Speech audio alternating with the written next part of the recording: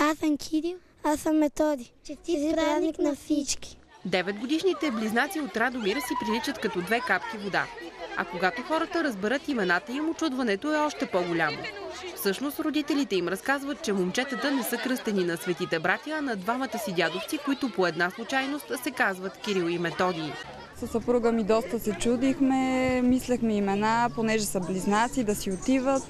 И накрая то си дойде съвсем естествено, двамата дядовци, така се казват. Кики и Мети носят с гордост имената си и макар само в 3-ти клас, двамата знаят всичко за славните си именици. Кирил и Методий са светци, които са измислили азбуката. Те имат и много ученици. Да. Какви са тези техни ученици? Те разпространяват за азбуката на хората. Когато са написали и те пишат книги като тях. Кирил и Методий са любимци на целия си клас. Двамата са и най-големите отличници. Много рядко в бележниците им може да се появи по някоя петица. Момчетата са запалени по математиката и са солисти на училищния хор.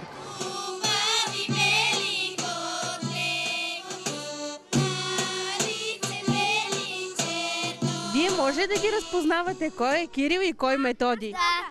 Кики има бемка, ето тук, а Методий няма. Какво ще им пожелаете за празника? Ами да са все така умни и добри, да завършат с отличен 6, което госпожата е казала, че така ще стане, защото те бяха най-умните и будни деца в целия 3-ти клас. За TV7 Петрина Василева.